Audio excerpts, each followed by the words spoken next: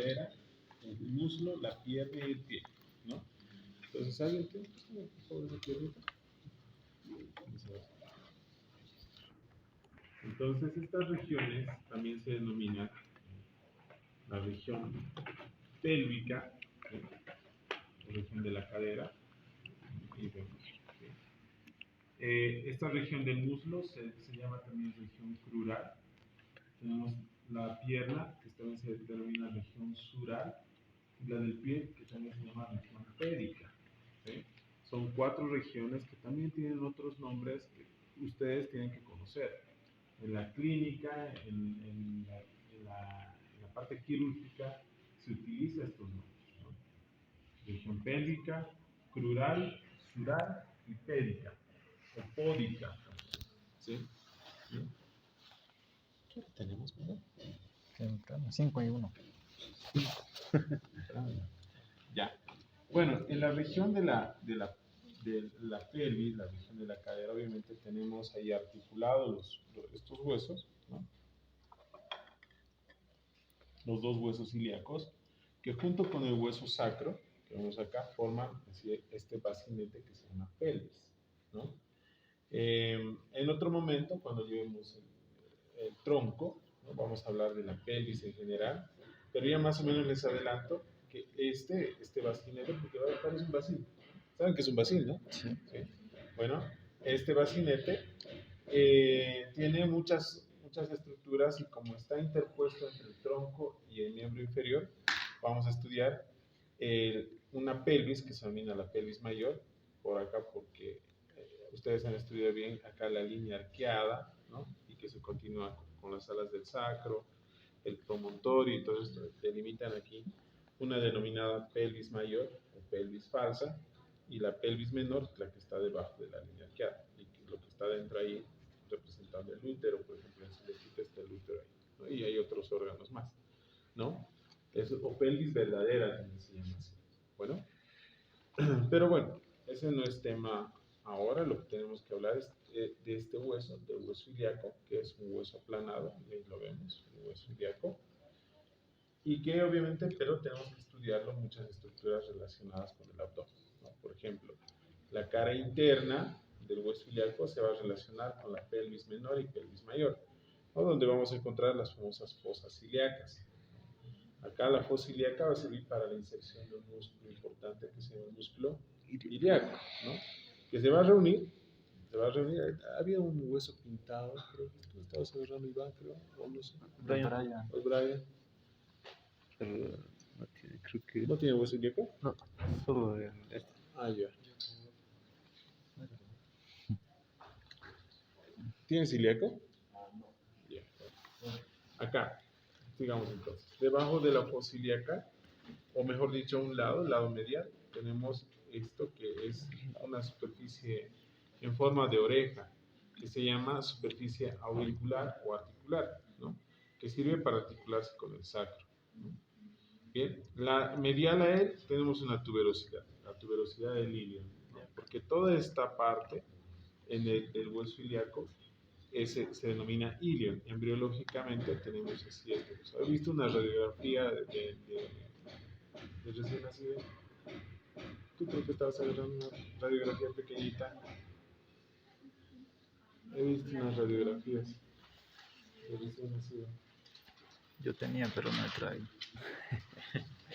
¿Has parido? Esa. ¿Qué estaban por favor? Has parido. Pero has dicho que era De mi sobrino.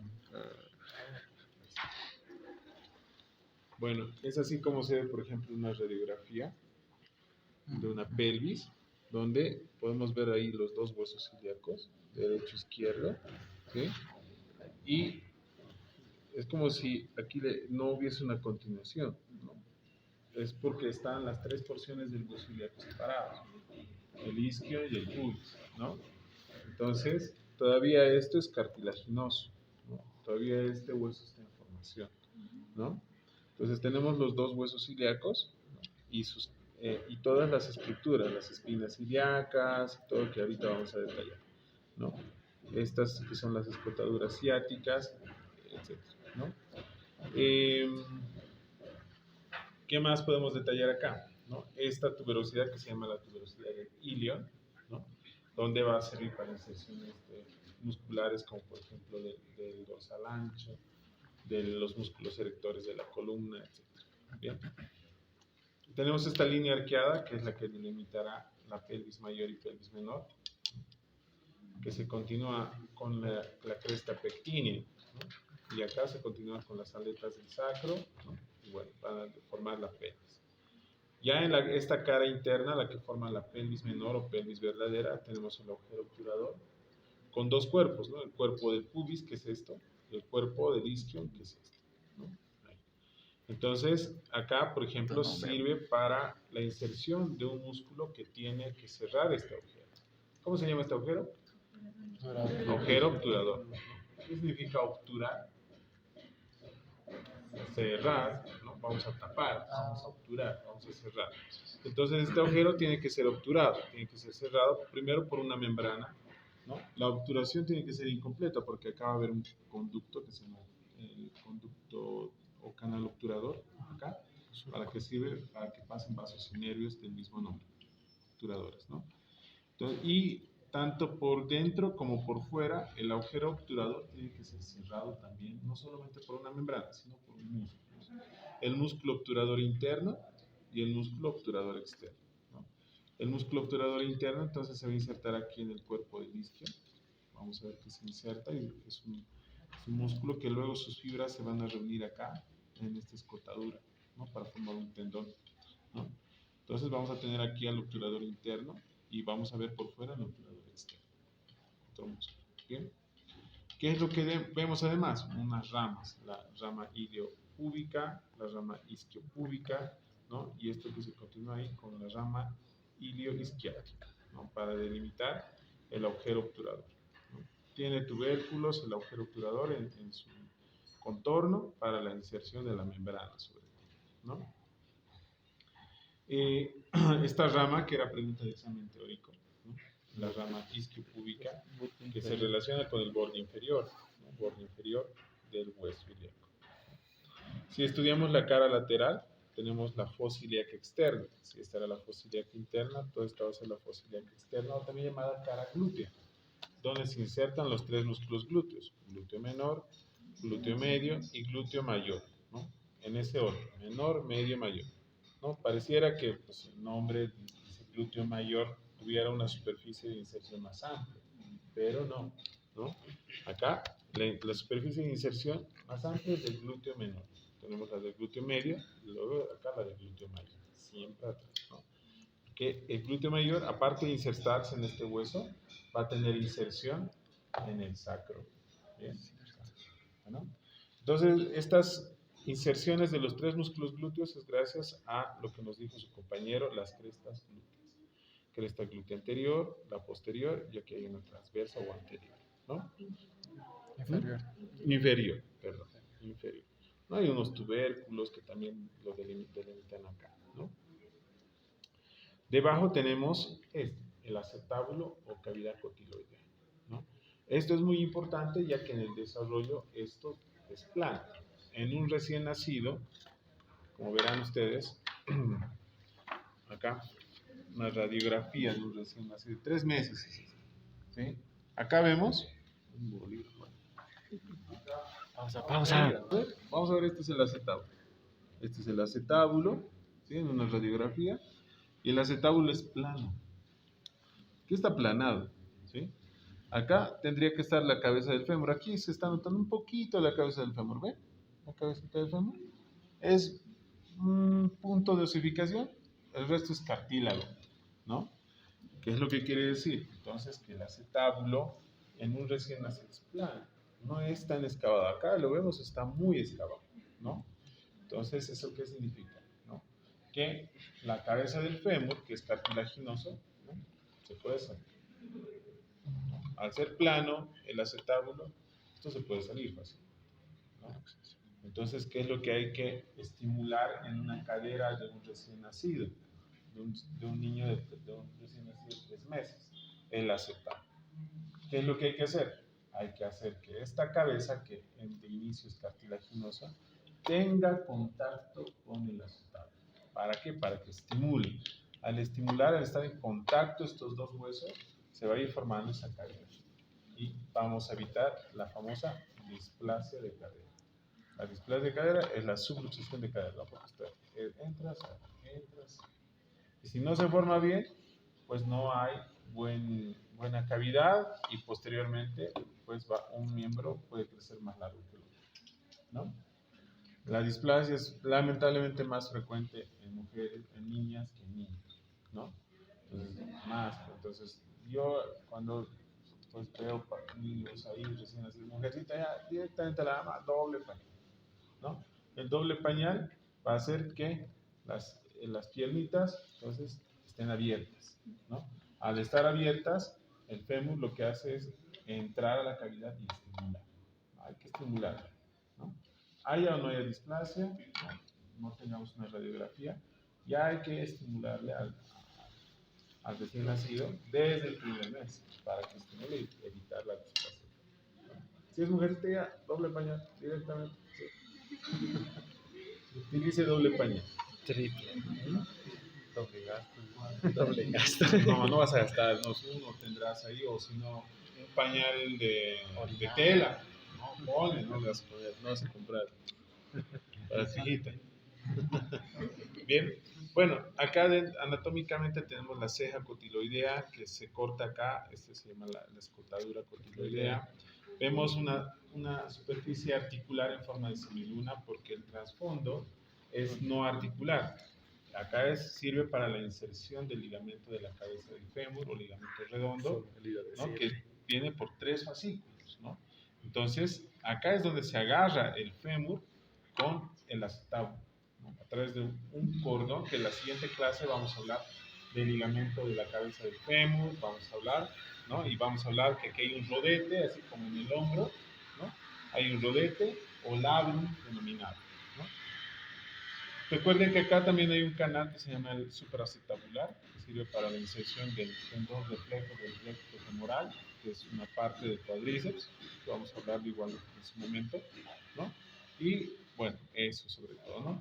Tenemos al cuerpo del pubis, acá ya se nota mucho mejor el isquion.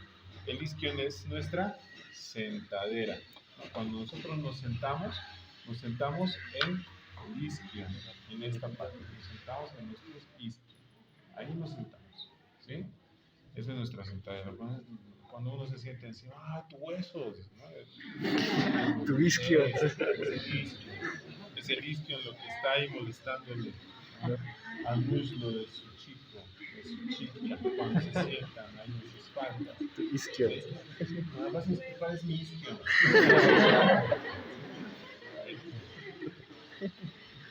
Luego tenemos acá, ¿no? Vamos a ver las ramas iliopúbica y la isquiopúbica. Aquí es el cuerpo del pubis, que tenemos una superficie articular que obviamente se articula con el lado contralateral, ¿no?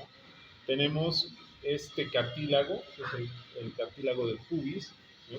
Este cartílago que al igual que en la parte posterior de la pelvis hay otros ligamentos que están representados acá de color celeste, ¿no? Que se abre, ¿no? Esto se ensancha, ¿no? Se relajan la sínfisis pubiana, estos ligamentos llamados sacrotuberoso y sacroespinoso, que es para la siguiente práctica, y ¿sí?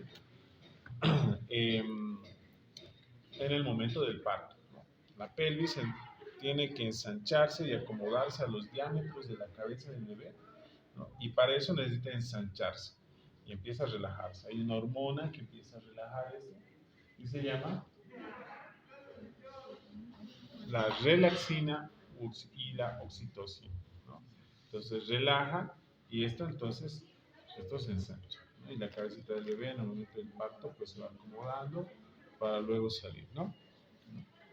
Bueno, entonces eso es muy importante, ¿no? La sínfisis pubiana, que ya, como les digo, esta estructura es como es articular, es para la siguiente clase, ¿no? La siguiente clase es articulaciones de todo el miembro inferior, ¿no? ¿Sí? Sí, entonces, ¿sí? ¿Ah? ¿Eso los asusta? No. Bien, esta rama, la rama isquiopúbica, es muy importante porque acá en este borde se van a insertar todos los músculos que pertenecen a la parte interna del músculo, los músculos aductores. Esos son los músculos que nos van a ayudar a cerrar el músculo, ¿no? Atención, Entonces, Javier, dice, ¿no? acá, esto, ¿no? Incluso vamos a hablar en esa clase, ¿no?, del famoso custodium virginal, el músculo que custodia la virginidad, ¿no? ¿Cómo custodia la virginidad? Pues haciendo abducción, cerrando las piernas. Este que custodia la virginidad. Se llama así, y vamos a estudiarlo, no es broma, ¿no? Se llama así, se inserta en esta rama que se llama la rama isquiopúbica. Bueno, ¿qué más?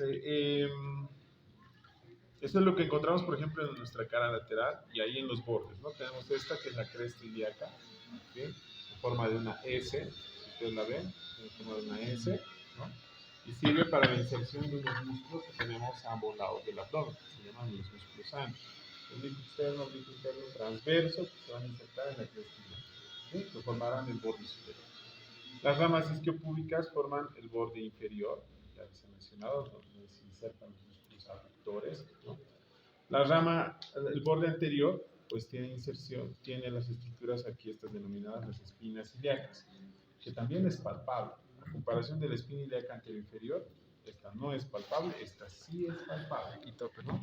¿Sí? Se pueden palpar cada uno de las espinas ilíacas, y que bien lo que escribió ahí Rosángela, se inserta el sartorio, se inserta el tensor de la fascia lata, ¿no? Mientras que en el anterior-inferior se va a insertar el recto femoral, el tendón directo.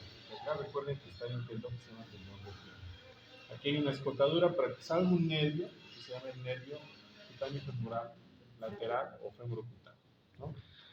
Debajo de la espina ilíaca anterior inferior aquí hay un canal. Este canal sirve para que pase el músculo ilíaco junto con el psoas, el canal del psoas ilíaco. Acá tenemos una eminencia, la eminencia iliopúbica o iliopectínea. Se inserta el psoas menor cuando existe. Tenemos la cresta pectínea para la inserción de un ligamento que tenemos ahí en la pared anterolateral del abdomen, que se llama el ligamento de Cooper, ¿no? Y tenemos el tubérculo pectíneo, que son estos, que es donde se va a insertar un ligamento igual grueso, que se llama el ligamento inguinal. Tenemos el borde superior del pubis, que es el que termina en la sínfisis pubis, ¿sí? Así quisiera que me describan, ¿no? Pero no estoy diciendo tanto. Ya, digamos, están hablando, están empezando. Ya, algunos les he puesto 50 sobre 50 en el práctico, ahora, ¿sí? Así que, pero bueno, sigamos, ¿no? Acá, el borde posterior, ¿qué es esto? ¿Sí? Tenemos las espinas ilíacas, en este caso posteriores, porque estas dos eran las anteriores. Antero superior, antero inferior. Acá tenemos las posteriores. Postero superior, postero inferior, ¿sí?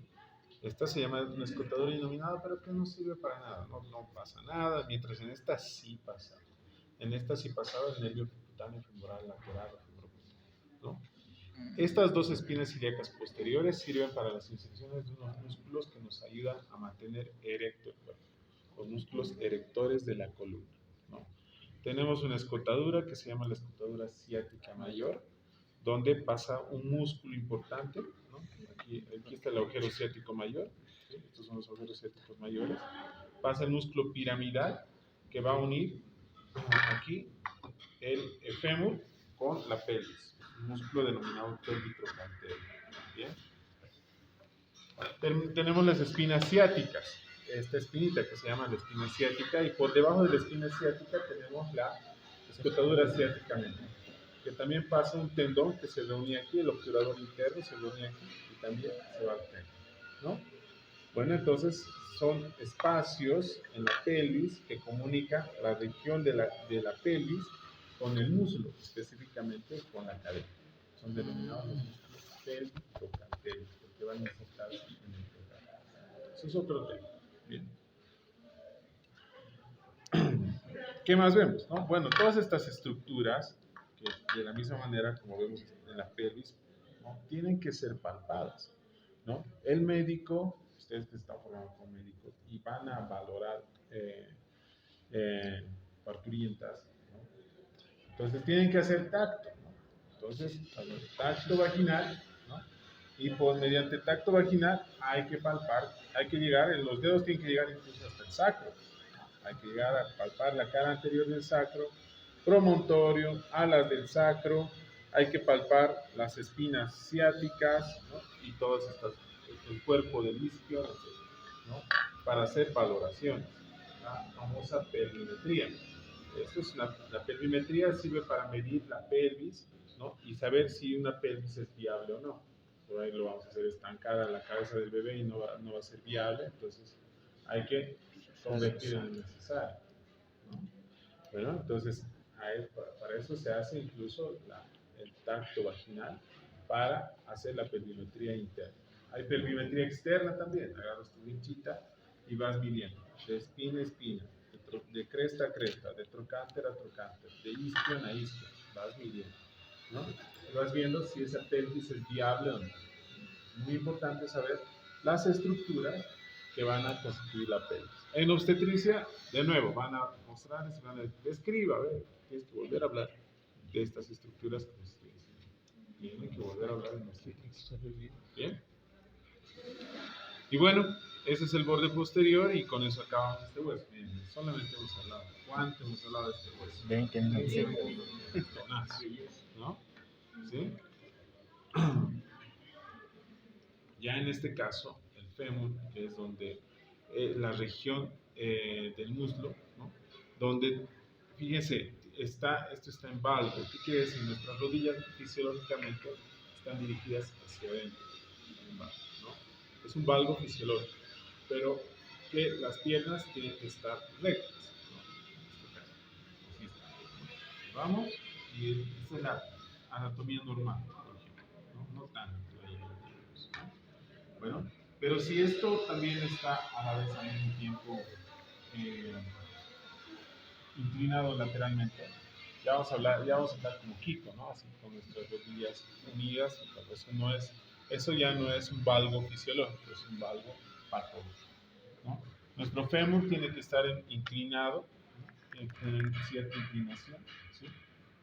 Casi acercándose en las epífisis proximales, ¿no? Tenemos el fémur, que es donde tenemos mayor masa muscular en la región del muslo. Es por eso que vamos a encontrar al músculo más potente del cuerpo humano, que es el cuádriceps femoral, con 4 cabezas, ¿sí? Y que va a formar su hueso sesamoideo, que va a ser la rótula. La pregunta de examen que hemos hecho hoy día, en la tuberosidad anterior de la tibia, ¿no? Fíjense, todo lo que usted pregunta es muy importante, ¿no? Si no responden, ya, moral no más choco, mano al pecho y decir, me culpa. ¿Sí o no? ¿Sí? Bueno, el fémur, entonces, hueso más grande del organismo, con su epífisis proximal, tiene acá una cabeza esférica para la articulación coxofemoral, donde yo voy a poder realizar flexión, ¿no? Extensión, abducción, aducción, ¿sí? Y los movimientos de rotación lateral, rotación medial, ¿no? Al igual que el hombro, ¿no? Esto vamos a verlo en la siguiente clase en articulaciones, ¿no? Tiene el denominado cuello anatómico, cuello quirúrgico, al igual que el húmero tiene el tubérculo menor y tubérculo mayor, o troquín y troquita, recuerden, pero en este caso se llama trocánter mayor, trocánter menor. Sirve para la inserción del psoas ciliaco, el trocánter menor, y el trocánter mayor sirve para los músculos que van de la pelvis acá, ¿no? Sobre todo para que hagan un movimiento de abducción, separar la pelvis, ¿sí? Todos los músculos que vayan de la pelvis acá son denominados pelvitrocanterios y van a ser abductores. Ahí tenemos al piriforme o piramidal que se inserta acá, a los obturadores interno y externo que van a insertarse en la fosa cervical, a los músculos gemelos que parten de la espina ciática y se insertan también en la fosa cervical, al músculo cuadrado femoral que se va a insertar en la cresta intertrocanteria, ¿no? Y bueno, entonces estos músculos pelvitrocanterios, que es importante. El trocánter es una eminencia ósea que se puede palpar. Yo puedo palpar el trocánter a ambos lados de mi cadera, ¿sí? Entonces, ahí puede palparse, ahí está, ese es tu trocánter, ¿sí? Ese es tu trocánter. Bien, aquí se puso mejor. Es más huesudo. Pero ese es el trocar. Ahí. Pálpense ustedes mismos su trocar. ¿Sí? Se puede palpar esta cara, la cara lateral de esta cara. Por aquí. Además, ¿qué músculos se insertan aparte? Los músculos glúteos. Menor y medio. Menor y medio. No duerman, no duerman. Bien. En la diáfisis del fémur, sus caras, ¿no? Una cara anterior y dos caras posteriores, tres bordes, borde medial, borde lateral y el borde posterior, que es el que pues, tiene que describirse mejor, ¿no? La línea áspera, con una trifurcación hacia arriba y una bifurcación hacia abajo. Pero la línea áspera en sí, donde tenemos el agujero nutricio, cosa que les voy a ver cuando estamos calificando el examen. Y se revisan su libro, ¿no? Están revisando. No me creen. Ahí está. No me crean. Solamente crean el hueso. Ahí está el agujero nutricio. En el borde posterior del fémur. Sí, ahí está. En la línea áspera. Ahí entra la arteria nutricia e irriga todo la nutrición al hueso, ¿no? Acá se insertan los músculos que habíamos mencionado que están acá. Los aductores que están en la rama isquiopúbica tienen inserción en la línea áspera, ¿no? Esta línea áspera se divide, se trifurca acá o se puede dividir en cuatro, ¿no? Tenemos una cresta medial, una cresta lateral, una cresta intermedia, puede haber una cuarta cresta. Esta cresta es una de las importantes, se llama la cresta glútea, donde todo nuestro músculo glúteo mayor, que es el segundo músculo más poderoso del organismo, se va a insertar acá, en la cresta del glúteo. Luego tenemos la cresta pectínea, la cresta del básico medial, etc. Y la cresta del aductor menor cuando existe.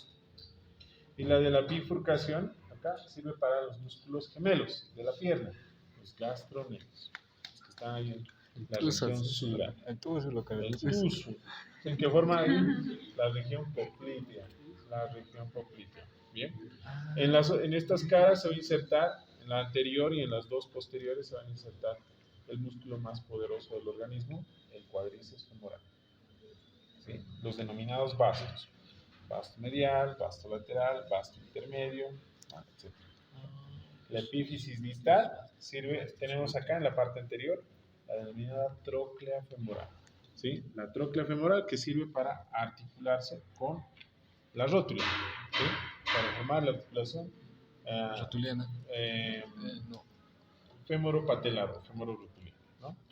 Atrás tenemos los cóndilos. Los cóndilos, que en este caso sirven para articularse con las mesetas tibiales, pero en intermedio, recuerden, hay unos meniscos, unos cartílagos, ¿sí? Que también amplifican la articulación y pues son muy importantes ahí los meniscos, la parte cartilaginosa, ¿no? Tenemos al centro una escotadura, la escotadura intercondilia o fosa condilia, que de la misma manera sirve para la inserción de los ligamentos cruzados de la rodilla. Aquí en la rodilla tenemos dos ligamentos cruzados, uno anterior y otro posterior, que se insertan en la escotadura, ¿no? ¿Qué más hay? Una fosa, la fosa poplitea, hay un tubérculo en la parte interna, el tubérculo del aductor, que es un músculo que vamos a ver que tiene inserción justo acá, el tubérculo del aductor. Los epicóndilos, que sirven para la inserción de los músculos gemelos, ¿no? De la pantorrilla, ¿no? Y en la tibia, ¿no? A ver, pasen esos cositos, tibia y peroné. La tibia, que la asemejan a una flauta, ¿no? Con su epífisis proximal, las mesetas tibiales, las espinias tibiales, las zonas pre y retroespinosas para la inserción de los ligamentos cruzados, la tuberosidad anterior de la tibia para la inserción del tendón rotuliano o ligamento rotuliano, el tubérculo de Jerdie que se va a encontrar acá en el cóndilo lateral, en el cóndilo medial está acá, ¿no? Para la inserción de un músculo que tiene de tres tendones que terminan de esta manera, ¿sí? En forma de pata, la famosa pata de ganso, ¿sí? El cuerpo de la tibia, donde tenemos el borde anterior que se llama cresta tibial, dos caras, una cara medial y una cara lateral, más una cara posterior acá, donde encontramos esta cresta que se llama la cresta del sóleo, que era pregunta de examen, ¿sí? Encima tenemos una región que se llama también poplitea, que la región poplitea no solamente está comprendida en el fémur, ¿no? Entonces, una región de la región poplitea del fémur, y acá en la tibia también tenemos una región, la continuación. Tiene que ser un rombo, el rombo popliteo, ¿sí? Que lo vamos a ver en músculos también. Tienen su contenido, la arteria, vena poplitea, etcétera, etcétera. Falta un montón. Recién estamos empezando miembro inferior, pues tenemos que dar más detalle, ¿no? ¿Qué más tenemos? El agujero nutricio de la tibia, que está en la cara posterior, ¿no? Y ahí hay unas líneas para las inserciones de los músculos flexores, del hallux y de los dedos, ¿no? En la epífisis distal, lo más llamativo son los maleolos. Maleolo, ¿qué significa maleolo? ¿Saben qué significa? Ahí donde está el tornillo es el maleolo. ¿Saben qué significa maleolo? Malo. ¿No? Ahí atrás, a ver. ¿Qué ha pasado? ¿De qué están llorando? ¿Mm? Pero párense. ¿Qué? Digo, todo el tiempo estoy parado aquí trabajando, escuchándolos. Ustedes todo el tiempo estaban sentados. Le duele su columna, dice, estaba descarbando. Estaba descarbando, papá. Ah. ¿Y vos? Es ayudante, dice. Oh, estoy viendo todo. ¿Y maleolo significa? Martillo. Martillo. ¿Sí? Martillo. ¿Bien? Bueno, acá el maleolo, que tanto vamos a tener en la tibia como en el peroné, sirve como una especie de poleas. Detrás de nuestros maleolos, que también podemos palparnos, los maleolos, tanto tibial como peroneo, detrás de nuestros maleolos van a discurrir unos tendones que van de la pierna hacia la planta, ¿no? De esa manera, al contraerse estos músculos, jalan los dedos, etcétera, etcétera. ¿Bien? Entonces sirven ahí como unas poleas nuestros maleolos, ¿sí? Luego vamos a hablar qué tendones, quería preguntarles eso, pero describe los libros, pero ya, mucho detalle. ¿Para qué? ¿Para qué? Hay cosas que no les estoy preguntando. Han visto que es lo que les pregunto en el examen teórico, grande, es grande. ¿Sí? Si les preguntara así a detallito, ya, pues, ya ni modo. Bueno, tenemos una escotadura para el peroné, ¿no? Bueno, ¿qué más? A ver, pues acá el peroné o fíbula, ¿no? Férula significa, ¿saben qué es una férula? ¿Sí? ¿Alguien le ha puesto yeso alguna vez? ¿O le han entablillado? ¿Tienen perrito y le han entablillado alguna vez? No. ¿Sí? ¿No? ¿Nunca? ¿Nunca se le ha roto su patita y le han puesto una tablillita? Fuerte eso. Ah, Bueno, ¿sí? Entonces, en el cuartel. eso significa peroné o fíbula o férula, ¿sí? A veces cuando nos luxamos un dedo, cuando nos esguinceamos, digamos, nos hemos esguinceado, digamos, cuando pastre o boli, ¿no? Entonces utilizamos este dedo como férula, ¿sí? Como fíbula, y ahí mismo ¿no? Este dedo te va a servir para que se recupere como una tablilla, ¿sí? ¿Ah? Algo así. Su ¿no? chunta.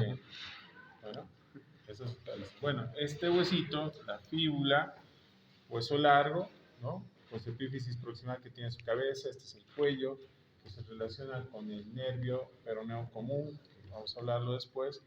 Acá tiene una puntita, se llama apófisis estiloides del peroné, se inserta el bíceps femoral, se articula con la tibia, ¿no? La diáfisis que tiene un borde interóseo para la membrana interósea para que cierre este espacio, ¿no? Tiene las inserciones de los músculos peroneos largo, corto, ¿no? Y el extremo distal tiene el maleolo peroneo, que de la misma manera es tiene un canal ahí atrás para que pasen los tendones y vayan hacia el pie, ¿no? Entonces los maleolos tienen que reconocerlos muy bien. En la radiografía hay radiografías de pierna. Tengo roto. Fracturado. Si tienen, sáquenlos. ¿Esto qué sería, doctor? Mi dedo chueco, ¿no? Ya, no. ¿Amputación? Sí. Bien, fíjense acá. Tengo rotitos ya. Denominada mortaja. Mortaja tibio astragalino, ¿no? Entonces tenemos la tibia, tenemos el maleolo medial, el maleolo lateral. Fíjense el astrágalo, ¿no? Entonces ahí en la radiografía, muy bonito, ¿no? También el calcáneo que ahorita vamos a ver, el astrágalo con la cabeza, el cuello y el cuerpo, ¿no? Acá vamos a ver el cuboides, el escafoides, que enseguida, a ver, ahí estoy viendo fíjense, ahí están muy bien los huesitos del pie, ¿no? Calcáneo, el astrágalo, el escafoides, el cuboides y los tres cuneiformes. Este es el cuneiforme lateral, el del medio, o están interpuestos el intermedio y el mediano, ¿no? Aquí se ven los cuneiformes, fíjense.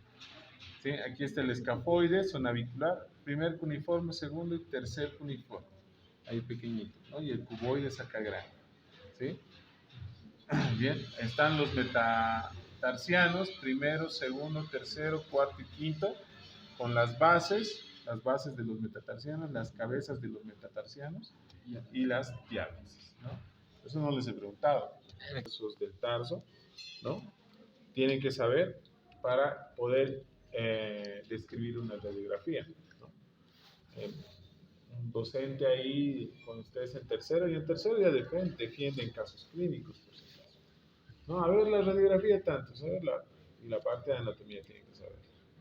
¿Qué se va a hacer en ese paciente? Digamos que tiene una luxación de Chopard, ¿no?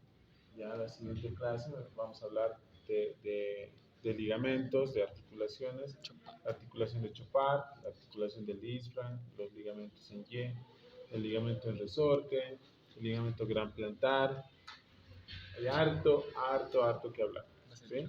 Entonces, y todo esto va relacionado a la articulación de los huesos. Astrágalo, ¿no? O hueso talo con su cabeza que se articula con el escafoides, el cuello, que va a tener relación acá con la pregunta de examen que les hacía, el seno astragalino. Este espacio se llama seno astragalino.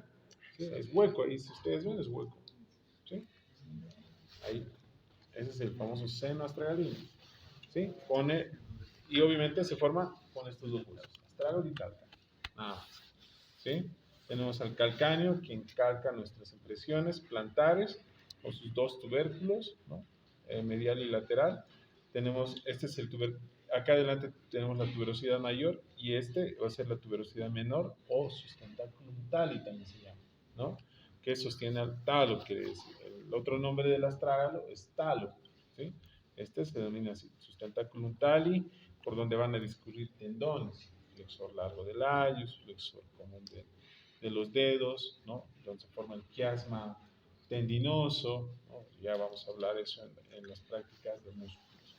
Tenemos el cuneiforme, que tiene acá un canal para el paso del tendón del peroneo largo. Tenemos el escafoides o navicular, que tiene un tubérculo para la inserción del peroneo, perdón, del tibial posterior, ¿no?